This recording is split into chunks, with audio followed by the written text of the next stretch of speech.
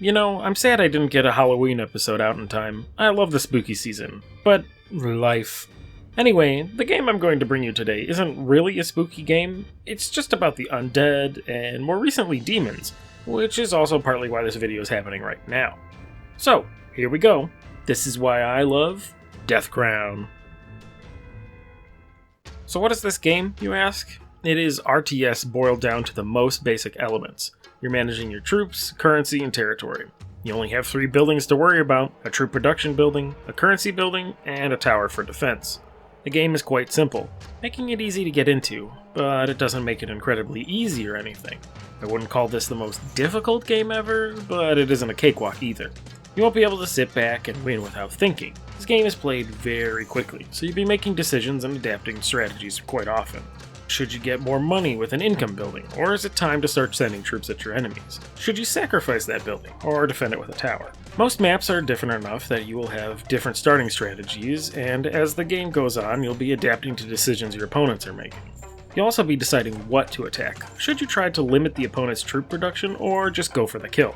Lastly, you'll be needing to think about how you want to expand. Some maps are more open, and some are divided into lanes of sorts.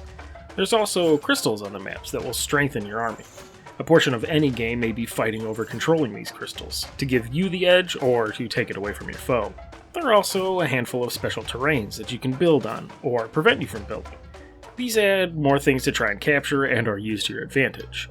This house makes all the map feel different from each other, and keeps you on your toes for the strategies you need to win. The fast pace will have you playing levels pretty quickly. Honestly, the gameplay really sucked me in once I got into the game for the very first time, but it wasn't the reason I was drawn to this game. This game has an incredible style, tone, and atmosphere. I feel like it was just a great bonus that the game is really fun. The art in battles is very cool looking, and very functional. You won't find yourself confused as to what building does what. You'll know what to attack, you'll know where to expand to. And it will be very nice to look at while also providing you all the important information. The campaign maps are also great. They present some wild and creative landmarks that make you feel you are traversing an interesting world by picking different missions across that landscape. Some landmarks will even change in response to the missions you complete. But, to me, the real star of this whole thing are the cutscenes. I mean, just take a look at one of the early ones.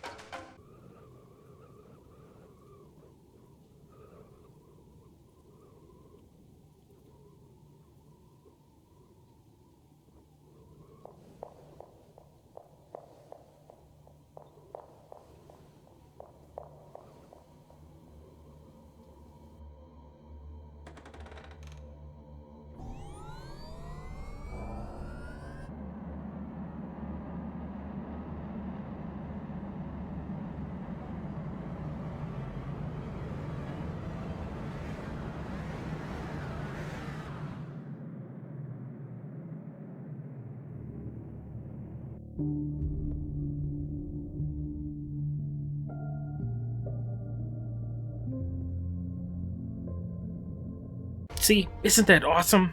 I feel like if you're looking at the cutscene and the other footage and images I'm showing you, and you're not into it, then you won't be into this game. So much of this game is in the style. They even recently added some options to cycle colors, reminiscent of the Shrouded Isle and its color schemes. Beyond the visuals, the soundtrack is pretty amazing. It fits right in with the tone of the game. Sadly, it's only 4 tracks long, but I've not grown tired of these songs, even after playing for quite a few hours. I still would love more music, so if they want to add more tracks, I'll happily accept those. This game has quite a bit of content, which is great, because while there is multiplayer, I haven't touched it. I'm just not that into competitive multiplayer games anymore. I feel it is important to mention this so everyone knows I'm only talking about this game in terms of single-player content. Versus multiplayer and co-op things do exist, but for single-player content, this game still has a lot. At the time of recording, there are currently 3 campaigns, each with their own stories. The Death Campaign, the Human Campaign, and the Demon Campaign. The Human Campaign is a free DLC, and the Demon one is paid DLC. Each campaign has its own story, told through the cutscenes, and it's pretty easy to understand. But if you want it totally spelled out for you, you can read the descriptions on the Steam pages for the main game and the DLC. Each campaign has at least 20 missions to play through, and each DLC adds just a little bit more to the game to present you with some new strategic decisions. Besides the campaign, there's also a domination mode, which kind of acts as its own campaign, but no story.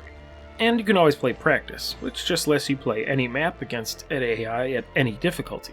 The base game is only $10, so I think it's easily worth the price.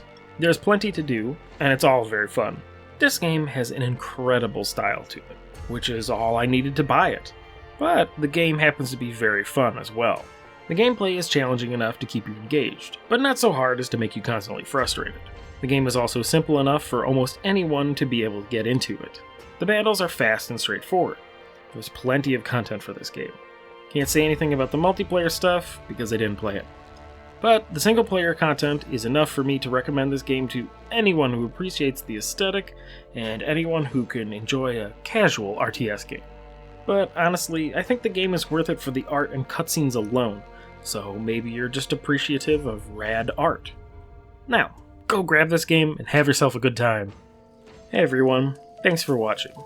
I know there was quite a bit of time between this video and the last one in this series. My work really starts to pick up around this time. Good for the bank account, bad for the free time. Anyway, I hope to do another video soon enough. And my goal for the end of the year is to do my favorite games of the year, top something or whatever. This will give me an opportunity to talk about games I really enjoyed that don't quite fit into this series for whatever reason. Expect something a little different. You already might know what the next thing will be, but anyway, look forward to it.